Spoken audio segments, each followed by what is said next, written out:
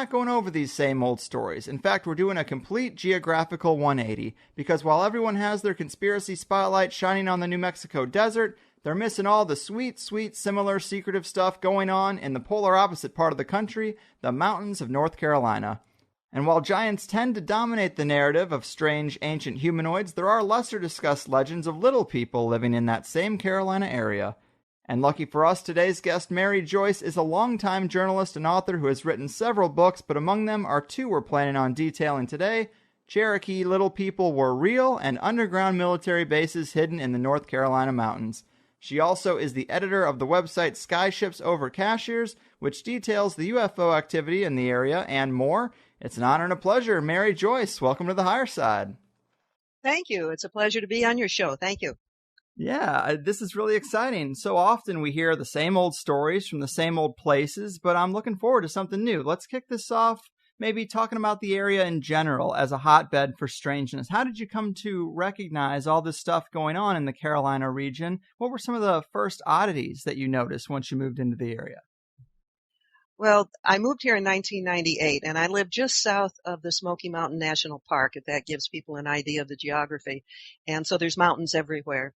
And the job that I had for quite a number of years, I kept meeting very, very interesting people. So initially, some of the stories started just by talking to people where I worked.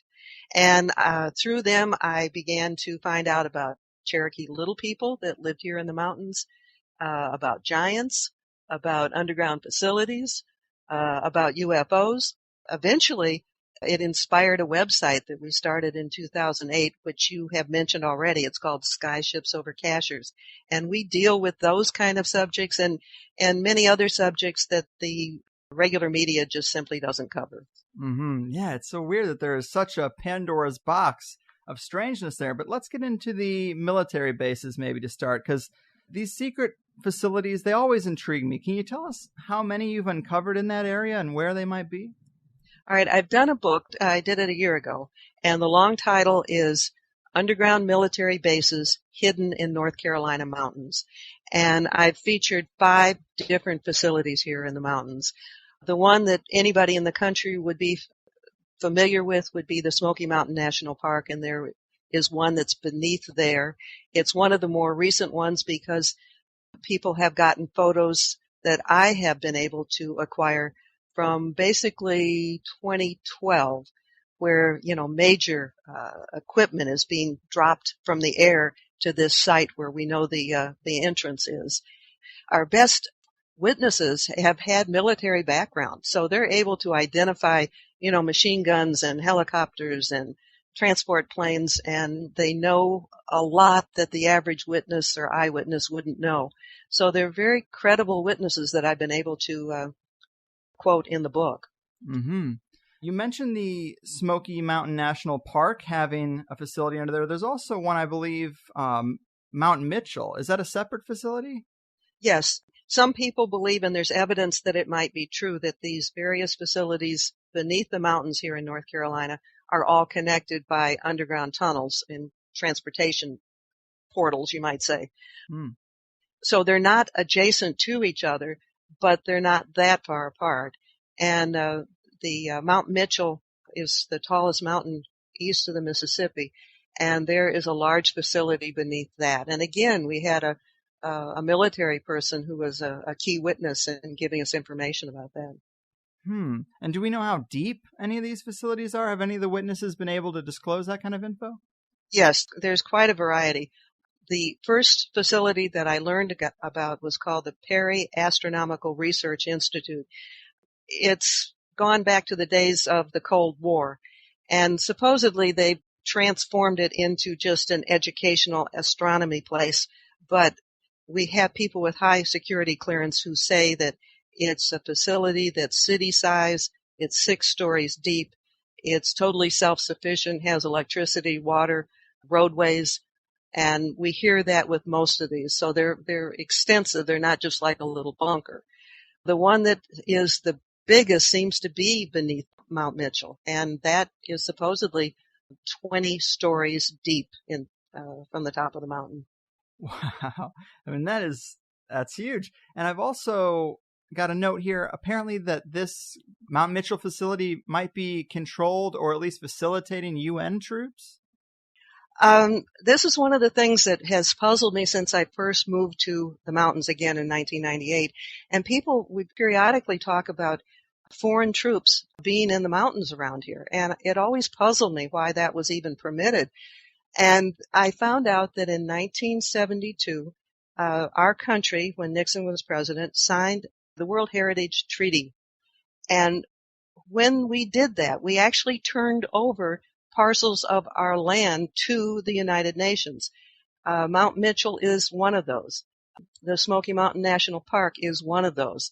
So even though it's in our country and even though our taxes may support the facilities there for tourists, it's still owned by the UN. And that can explain why they have free reign of places like Mount Mitchell.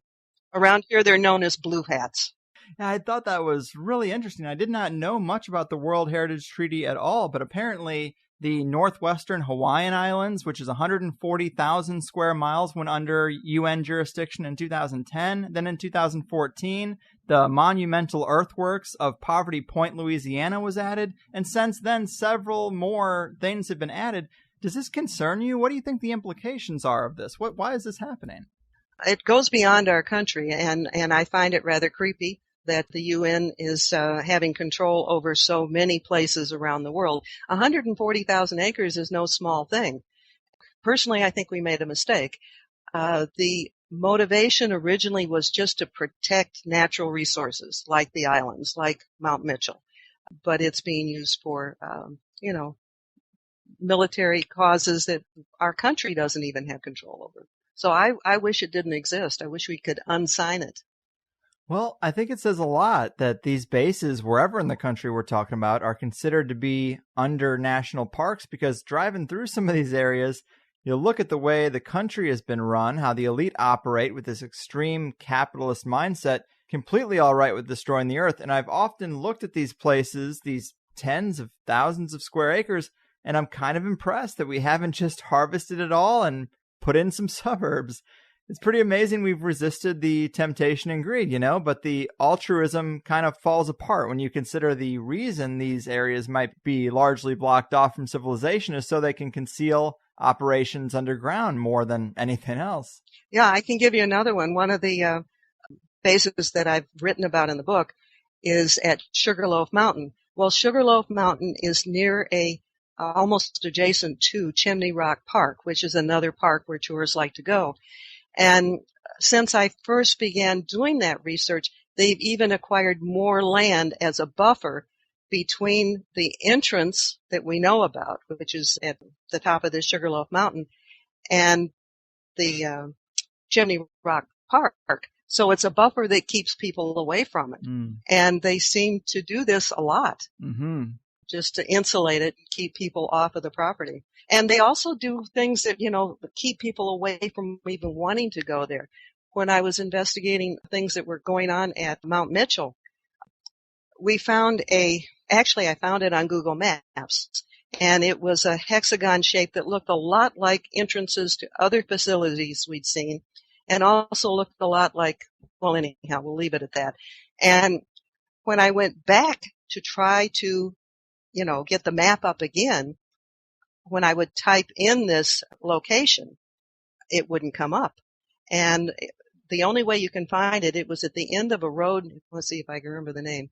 It was like Wart Wilson Road, which is a terrible sounding name. Mm-hmm. And when I would type that in, suddenly instead of getting the map like I had been able to do the first few times, I got connections to Walmarts. I got connections to wart removal products.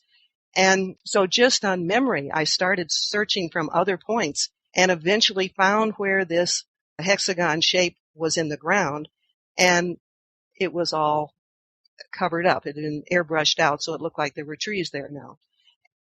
So there were signs all around that place when I went there on foot telling you not to trespass and, very threatening signs. And so they do everything they can to keep people away from these places. Yeah, one interesting testimony I had written down here that's, kind of in that vein is one of your witnesses said that one day some friends of ours drove ATVs on the one-way section of Hentuga Road from the hatchery of Big Cove Road in Cherokee. After they'd ridden 3 or 4 miles up the road, they were stopped by park rangers who were carrying either M4s or AR-15 machine guns. I mean, what are park rangers doing with machine guns? Right. You just really, really have to wonder. Part of that same story, well, I can share more of that because that even gets expanded. Sure. These two gentlemen that worked at the fish hatchery, which would be like at the bottom of the mountain, and at the top of the mountain, there's this road called Hintuga Road.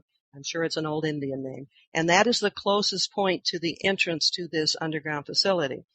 And so the water stopped flowing like it should from, the tributary into the fish hatchery.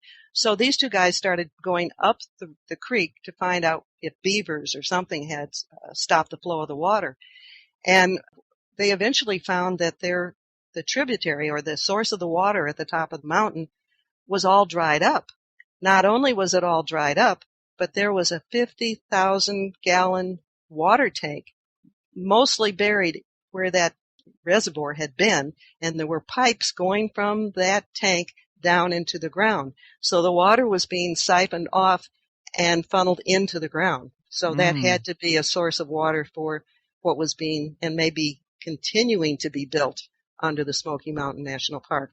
That's the most lively one because there was a lot of activity going on, especially in 2012, 2013, with major drops by military, Osprey, sky cranes,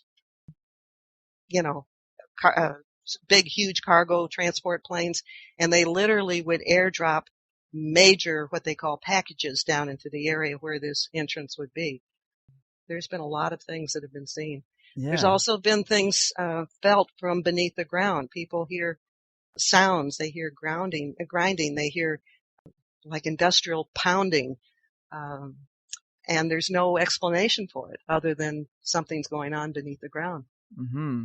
Yeah, and you mentioned those airdrops. There's a picture you have in the book of a cargo plane carrying like a Humvee, and that's just so crazy that they would need that in the mountainous areas of North Carolina. But if we're talking about incentives for people to not go there, intimidating signs, intimidating Mounties with machine guns.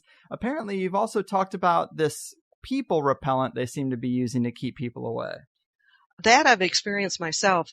I've gotten real close to the Perry facility, which is the Pisgah Astronomical Research Institute.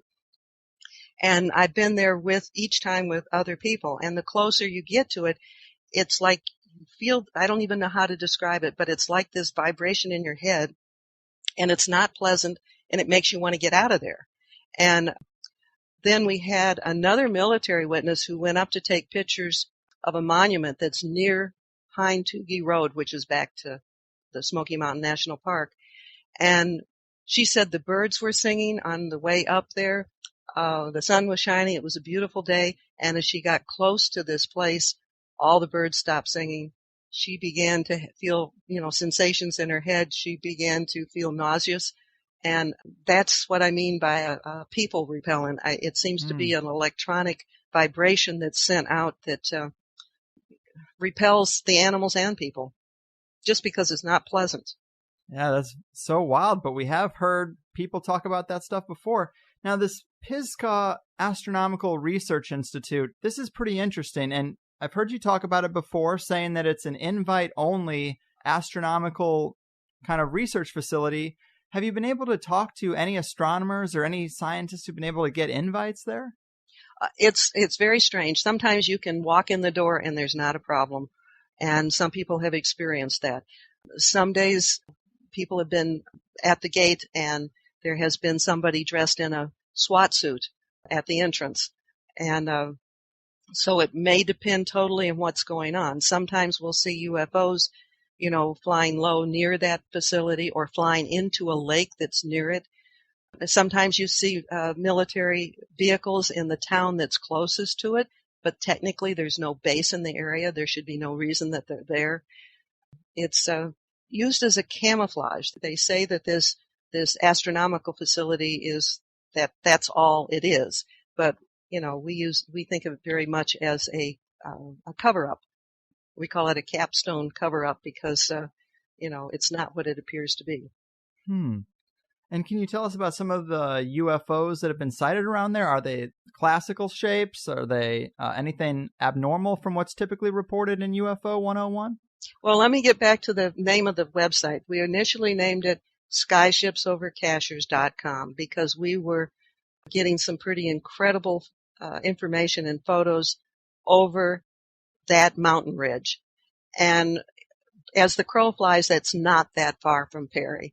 So if you're talking about different kinds of spaceships, we have seen incredible ones. We've seen your typical saucer ones. We've seen those that look like rotating rainbow colors. We've seen them diamond-shaped. The most unusual one, and we've only been able to get pictures of this, I think, on one or two occasions. They actually look like big rocks, almost like volcanic rocks, but they're UFOs. In the sky. In the sky. And that's the only time we've ever experienced that. And they're hovering there. So it's not like it's a meteorite or something flying across the sky. And since we've had the website for so many years now, I can't necessarily tell you exactly where to go. But in the archives of Skyship photos, those pictures are there. Oh, I think it was last year, but there may still be some from this year. Wow, asteroid-looking crafts. Do you think these in any way could be perhaps hologram tests like the floating cities we've seen or the rumors of blue beam technology, or you think these were actual ships? I think those would probably be something actual because if they're going to do holograms, I think they're going to try to broadcast something that people will instantly recognize as a UFO. So I don't think that particular one would have been a hologram. Now, I know that hologram technology is being used.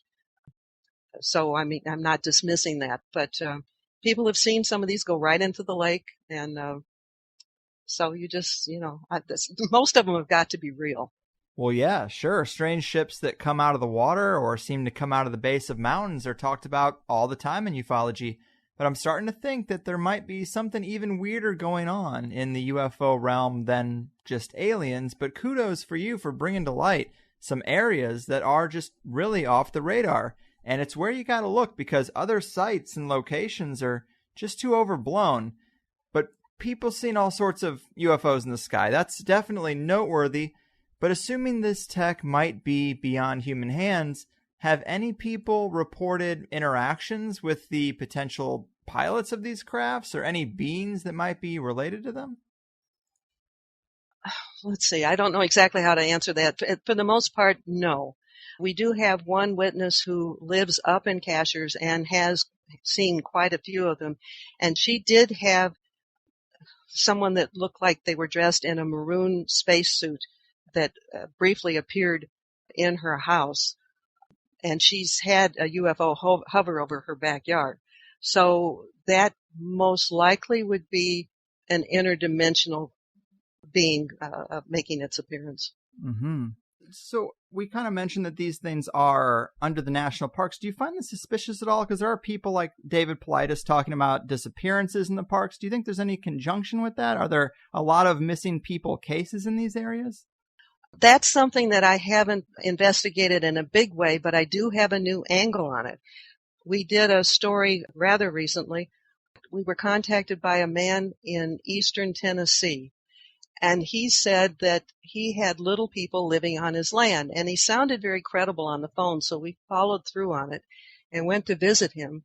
And that story in and of itself gets rather elaborate, but he has about 200 acres on a river in rolling mountain type country. And his family goes back 200 years at least. And the little people have always lived on his land.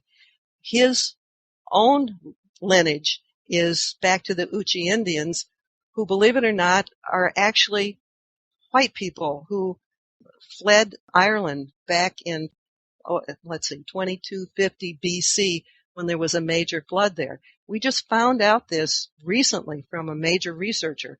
And these Irish people fled to many places just to get out of the flood. and some of them ended up in Savannah, Georgia. Then they would take the river up to the more mountain area, and as a tribe, they pretty much have disappeared because they look so much like regular Western people. Now, when you think about it, the Irish have always talked about the little people. Yeah. Well, this researcher who, I won't get into credentials right now, but the person has good credentials, maybe some of those little people came with them because there was this bond between the original Uchi Indians and these little people. And this man that invited us there had some Uchi blood, and he, his father, his grandfather, all could communicate with the little people.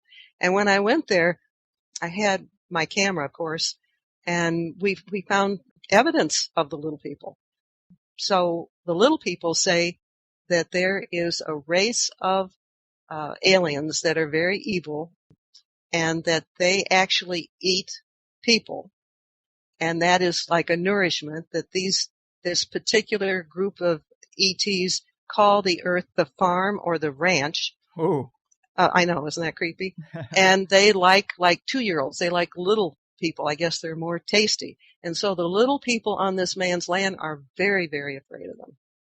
So that might be a very unusual possible explanation for the unusual number of disappearances that Paul talks about.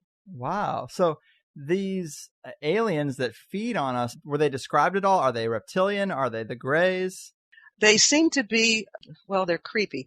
I haven't seen one. The description that was given to us by the little people is that they look kind of like a cross between reptilian and dinosaurs. And they're very large. And they call them the Dominators. That's what the little people call them. Wow. And I know. I mean, this gets into such deep craziness that you just go, I can't believe this. But, you know, I was able to get pictures of the little people footprints, was able to, I mean, we could go off in a whole direction on that. So you decide where you want to go with this conversation. I've got more conversation than will fit in your hour. Absolutely. Well, I mean, I do find it intriguing when people talk about reptilians that if you look at our past, we had a planet dominated by large reptiles. Is it super implausible that there could be some type of intelligent humanoid form of that? We live in a world dominated by mammals today, and yet here we are, intelligent mammals of some type. So I find those kind of stories really interesting. Well, there's certainly evidence all over the country that's been found about giants. There's been several books that have come out in very recent years exposing the Smithsonian, because there are all sorts of stories in old newspapers going back to like the 1800s talking about giant skeletons that they found, and they would give them to the Smithsonian thinking that was the smartest place for them to be sent. And then they kind of disappeared into the closets at the Smithsonian, and it's like they didn't exist. People say it's because the idea of giants disrupts the ongoing history that's taught to all of us. Mm-hmm. But there's been so much evidence that, they clearly existed. Yeah, I've had researchers talk about the idea that a lot of things happened in ancient America that we aren't aware of, and that when they're building things like even shopping malls or museums or universities, they purposely place these things in areas that will obscure or completely cover up and level ancient sites or any sites that give us clues to what was here before us, because no one's ever going to move a shopping mall or a university. So if you can get it over one of these places, I mean, you're never going to see it again. And I'm kind of curious. I wonder if that kind of thing really does happen or how widespread it is. It continues to go on, but sometimes for just monetary reasons.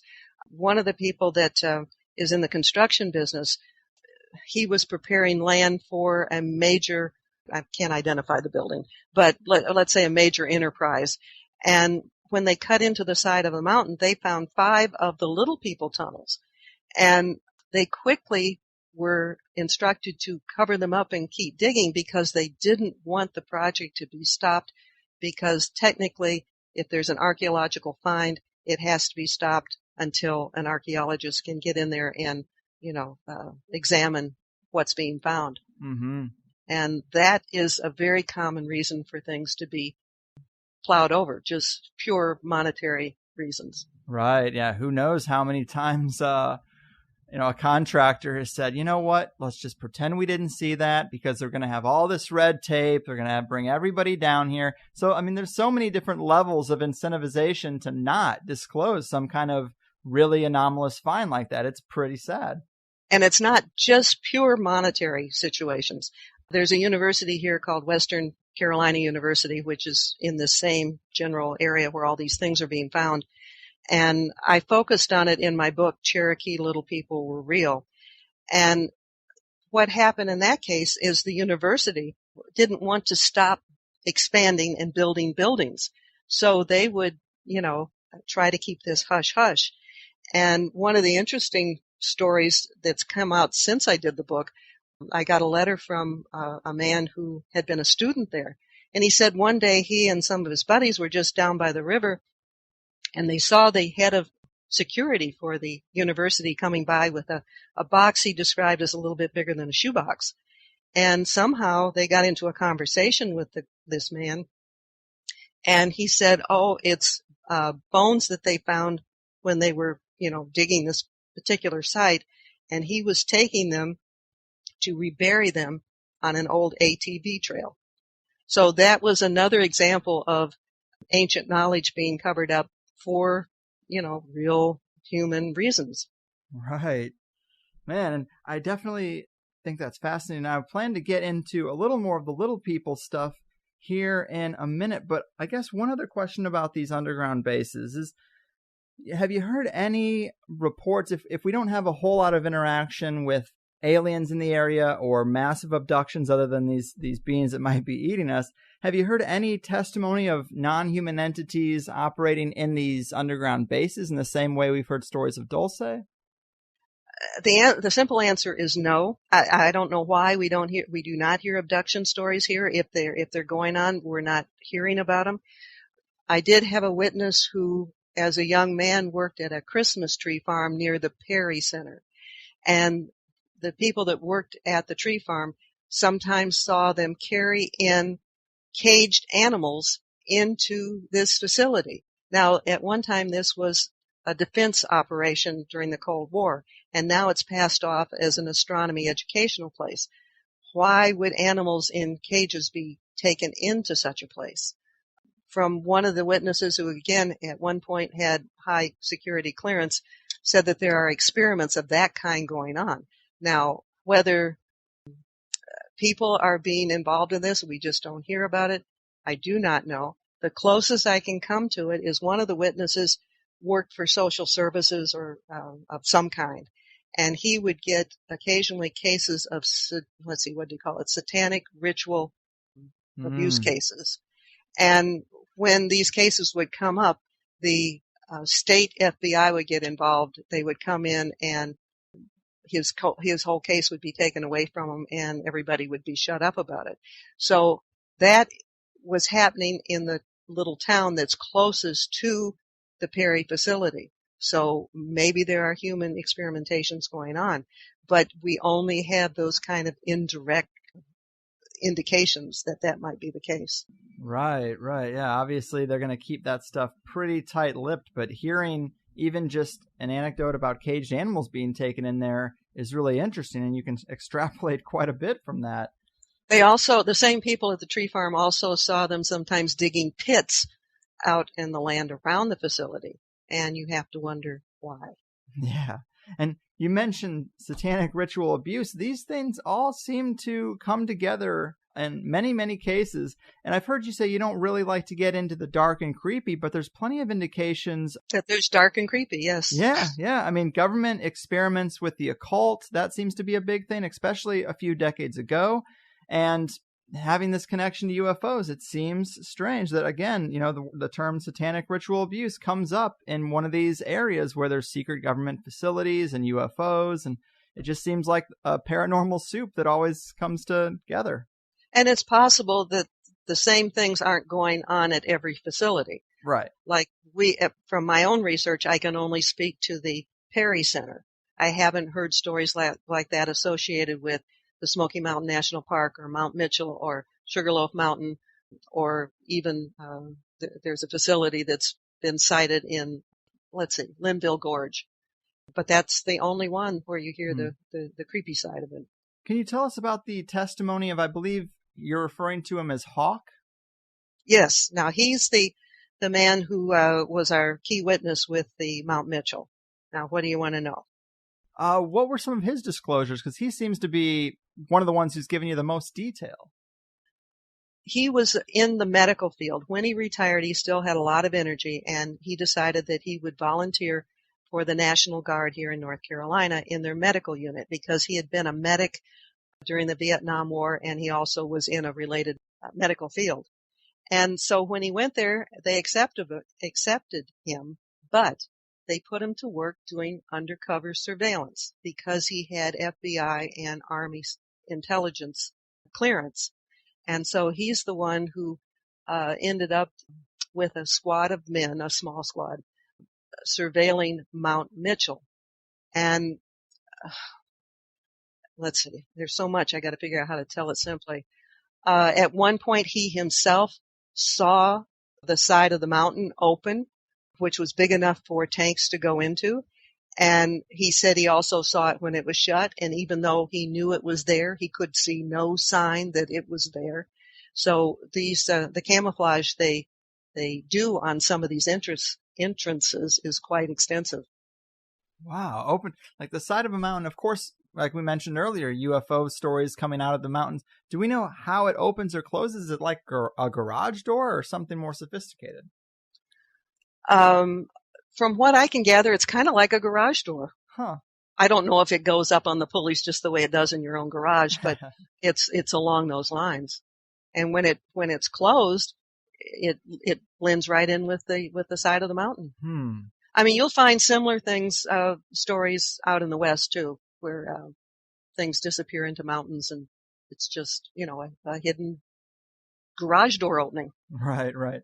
And I also wrote down one of the quotes of testimony. It was that somebody had told you that they have an ex-military friend who now works for the National Park Service who told them they're not allowed to even ask about any of the unusual activity at the park. Did this particular witness tell you about what they might have meant when they said unusual activity? I'm sure just the things we're talking about, but anything specific they saw? Why don't I tell your listeners about how that whole story started? Because it started right off on the deep end. This man who was retired military, I had known through my own work, and so he let me know about it. And I trusted him because I'd known him long before he had experienced any of this. And he and his wife were parked, I think, at a place to get gas or a Coke or something, right at the intersection of 441 and 74, which is south of Cherokee. And while they were parked there, there was this big truck, tractor trailer truck, and on the back of it was some very unusual equipment. He said from his experience, it looked like a decontamination chamber. And that was from what he knew. There is a picture of it in the book that I have. So he's very friendly and outgoing, and he went up and talked to the driver, and she said that she was there waiting for 5 other trucks and their escort, and they were taking equipment to Newfound Gap Road, which connects North Carolina with Gatlinburg, Tennessee. And then from there, the equipment would be airdropped at an undisclosed location. Well, she told him quite a bit. He was very curious, so at a distance, he followed all of this. And the 5 other trucks arrived. They all had tarps over the equipment, all had USAF, or United States Air Force, on the tarps. And the escorts arrived. They were white SUVs, and the men in those SUVs were in black garb and had weapons. So this man that we call Clark followed this caravan, and it ended up in a place called Smokemont Campground. And as soon as all the trucks went through the gate into that campground, the gate was closed. Well, that campground is really very, very close to the entrance, which is on Hind-Toogie Road. So it's probably the nearest place they can transport that heavy equipment. It's also in that same direction that repeatedly people have seen these cargo planes and Ospreys and sky cranes carrying large equipment. Hmm. So there's a lot of evidence that, something very real is going on. And people will see SUVs, white usually, with plates that only have numbers on them and they have no identifying tag on them. And they'll just be pulled off, somewhere on the edge of a dirt road. Huh. Wow. And the things you said about UN troops, I mean, that's so fascinating. The blue hats. I mean, because I've had researchers talk about the narrative that we're getting now with the police shooting things that's going on. They've said that it's all going to come to a head where they're trying to put out in the culture that the police force is not equipped to handle what's going on, or they're undertrained, or this or that or whatever. And they'll have to bring in these other troops. Exactly. All right, let's go back. Let's go back to Mount Mitchell. When Hawk was doing the observation of that area, there was another group that was at a town about just to the east of Mount Mitchell called Marion, and they were there and witnessed 20 to 25 tanks being wheeled off a train. They were loaded onto big trucks, and then they were taken up to the top of Mount Mitchell. There's only 2 roads, as I understand it from the witness, and those were being guarded at every point. Those tanks went up the mountain and were never seen again. The trucks were never seen again. So they disappeared into that garage door we were talking about and never came down in any conventional, fashion. He said that they were painted like the undercoating. In other words, they could be painted again. It was like the primer on them. So they, at that point, couldn't be identified as Army, UN, or whatever. But they went into that facility. Wow. Man, it makes you wonder. It seems like these things go a little beyond the description of a typical military exercise. It seems like some type of preparation. That's the way it sounds to me. And we had a witness who was at Cherokee tribal offices, and they were in one room, and it was adjacent to the office of the chief. Well, the walls were thin enough, and they were close enough to the wall that they could hear part of the conversation. And at this point, I can't quote it for you, but they heard these officials come in and talk to the chief and explain to him what would happen if there was some kind of an emergency and how they would take him to an underground facility for his protection. Interesting. Yeah, it seems like there's a certain class of people that have this. They have the right to be in, right? Exactly. Yeah, this escape plan that the rest of us just don't have. That's correct. And I know you've talked about people coming to you with information since writing the book about these underground bases. Is there anything that you've heard recently about these bases that's intrigued you? Yeah, well, there's one that I haven't even started working on. I've done one taped interview. I haven't even transcribed it yet. Then I got some stuff in the mail with more information, and we have another third person. But in the area of Chimney Rock, there are major military people buying houses around there. And when I talk about major people, I'm talking about even people who are high up in the Pentagon.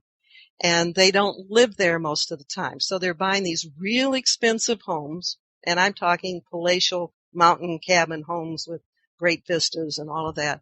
And they're only there for just a short period of time. They don't even live there all the time. But, why are so many military people living around these places? Some of these facilities, maybe not just here, but other places, will also be like adjacent to things like golf courses, where the elite can live without being really noticed. And if necessary, they could easily get into one of these facilities. Wow. Yeah, that's interesting. You always got to look at what the people who have insider information might be doing. And that's very curious that they're all coming there. I'm sure they're going to many other places too. And also Cashers and Highlands are where the rich come. They usually tend to live there in the summer months. And when it gets cold here in the mountains, they go back to flatland. In fact, one of the people we contacted once was involved with developing the Hubble telescope. He was very old at the time we met him, but he lives up there. Carter, the former president, he has vacationed up there and has friends up there.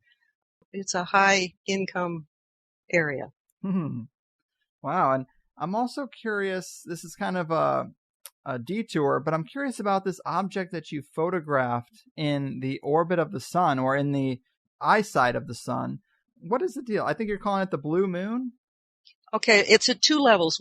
We in our section called Skyship Photos, we have what we have called the blue moon thing, where there, no matter when it is, when we've done this since 2009, we've taken photos, and there will be this orb that will usually be there in the middle of the day that you can catch on your camera, not with your bare eye, and sometimes it will disappear into the heart of the sun or the brightness of the sun and then pop out again. So that's one type of photo, and your listeners can find that under Skyship Photos on our website. There's another section on the website called Global Links, and that is where you'll find some of these phenomenal photos that are from NASA satellite photos. And a man from the Netherlands contacted us back in, I think it was 2013, and he was able to, what he calls, dust and clean these photos so that you can see a lot of the detail. Well, these are monster ships that will appear around the sun. They're bigger than Jupiter, which is, the biggest planet we have. Really? And when those shots are cleaned up, you can see the very mechanical structure of it, or of them. And I encourage people to go to the Global Links section of the website. And again, it's called skyshipsovercachers.com. And those photos began to come in, I'm pretty sure it was 2013. So 2013, 14, and 15, if you just scroll through those sections, and stop at the photos that catch your eye. There's quite a few of them that we've been able to get. Yeah, I did like the photos I saw there. Some of them are more intriguing than others, but there's definitely a couple that you're like, wow, I don't know what that could be. So I guess you're not inclined to think this is some kind of Planet X thing. This is more of some kind of structure, some kind of man-made or being-made thing out there. All right. Again, let's go back to just the Skyship photos, because those are the ones that people take from the Earth, not from a satellite. Mm-hmm. And it cannot be Nibiru or Planet X or Planet 12 or whatever, because a planet would not be able to pop in and out of the intensity of the central sun. It would be on a continuous orbit. And so we see this variation, and that just can't be the case. We've gotten, I think, no more than 3 times, we've gotten pictures where one of those orbs has orbs around it. So it looks like a giant mothership with other ships showing up around it. That's when we met the guy who was involved with the Hubble telescope, because we showed him this photo because we wanted to make sure it wasn't blown off as just a camera anomaly. And he assured us that it wasn't. He said that was not what that was. And so what can I say? Yeah. We have more mysteries to solve than we don't. We definitely do. And I mean, a ship the size of Jupiter, it seems even less feasible. But I guess if there's a race of beings out there that considers the Earth a farm, they have to be watching over it in some way. Right. And we cannot assume that all of the ones in those big ships are the big evil ones. I mean, we can't do that. But I really hope your listeners will scroll through those sections and take a look at them. Yeah, absolutely. But very awesome. Well, Mary, thanks so much for doing this. I enjoy the weird world, but I want to get away from the same old stories. So this was a lot of fun. Would you remind the people once more where they can get your books and the URL of the website before we call it in? I sure can. The website is skyshipsovercachers.com. I have 3 books that I've written since 2013. They're all available on Amazon. There's one, Underground Military Bases Hidden in North Carolina Mountains. The second one is Cherokee Little People Were Real. The third one we haven't even talked about, a total different subject, is called Tangible Evidence of Jesus. The full long title is Tangible Evidence of Jesus Left Behind for Us to Find, and it gets into the scientific archaeological information on Jesus that you simply don't find in most places. So those are the 3 books that I have out there, and the way that I've written them is in what I call a cross between newspaper and magazine style. There's lots of photos, maps, visuals, and I write in a very concise, easy to wade, easy read, and so you don't have to wade through thick tombs of information. It definitely makes my job easier reading books for every guest, but great stuff. Mary, thanks again. Take care out there. I enjoyed talking with you. Oh, me too. Have a good one. Bye-bye. All right, fellas and ladies, Mary Joyce coming in hot with all sorts of interesting stuff. UN troops and secret bases, ETs calling the Earth a farm, knowledge of the World Heritage Treaty, Jupiter-sized ships. I mean, this is what we're dealing with in 2016, on a Tuesday, in September. You know by now that I like the idea of some type of shadowy, non-human overseer, but, well, nobody likes the idea, but it does get me all jazzed up. You know what I'm saying? There is weirdness out there. In fact, I just learned about a guy named Norman Berggren who is very accomplished in aeronautics and engineering, and he wrote a book called Ring Makers of Saturn because when he studied Saturn's rings, he concluded that these rings are actually exhaust from ships circling the planet Saturn. It's wild, but it's super interesting in the context of the Brotherhood of Saturn or guests who have talked about Saturn as a control center, or that some signal, perhaps the projection of the entire solar system, is coming from the hexagon-shaped North Pole of Saturn. These are out there ideas, but I like them. And I've tried to get this guy on, but last I heard he was in his late 90s, and I got no response from his website. But his book is such a limited print run that you can find copies on Amazon for over $1,000. That must mean it's true. But tie that in with John Brandenburg and the nuclear weapon signature in Mars's atmosphere, and we really got a party going. You know, if you heard the plus show of this episode where we got into the kid who has memories of fighting in the Martian army, that's another log on the fire. But anyway, I thought Mary was a solid guest, highlighted some lesser discussed topics, Cherokee Little People, that's interesting to me. Who knows if we're talking about just a small humanoid race or something more mystical like leprechauns or fairies. But interestingly, a few months ago I was in Washington State and we walked this 2-mile underground pitch black tunnel called Ape Cave, which is a lava tube carved out by a previous eruption of Mount St. Helens. It was a great experience, probably the most time I've ever spent underground in the dark, but the whole time I was looking along the ridges for some type of creature to be watching us, but I think it's a bit too touristy for that there. However, it's called Ape Cave because it is near Ape Canyon, which got its name from an alleged Bigfoot encounter in the 1920s. Here's a little on it from Wikipedia, which you know is always a bit watered down anyway, but even there it says, Ape Canyon was reportedly the site of a violent encounter in 1924 between a group of miners and a group of ape men. These allegations were reported in the July 1924 issue of the Oregonian.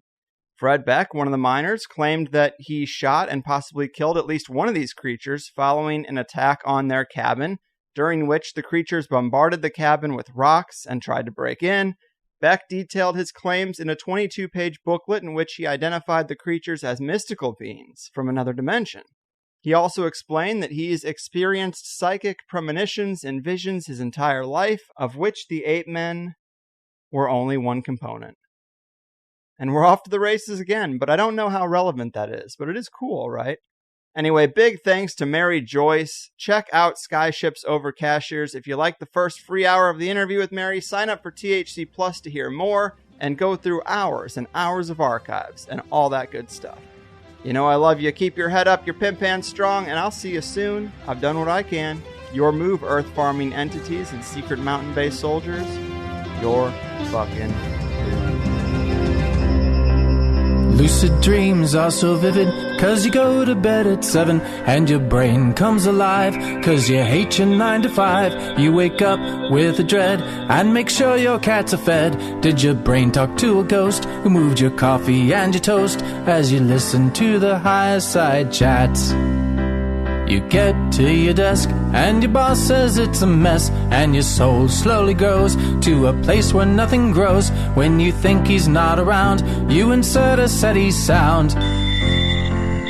The OM says turn it down, and you say it's just the Higherside chats. Oh, do you think you'll be invited to Bohemia Grove, to a Bilderberg Club? Oh, do you think you'd be invited by a Rothschild to a party on a submarine? Diving down to the center of the earth, through the Marianas Trench, your teeth begin to clench from the sulphurous stench.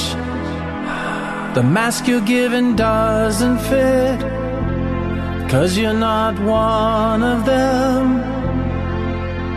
Starting today, you'll make plans to get away. There's no one to hold you down, and the what-ifs start to drown. Then you wake to the glare of a cold fluorescent stare, and the light winks at you, 'cause its life is almost through, but it's holding on to quit time just like you. It's time for the Higherside Chats.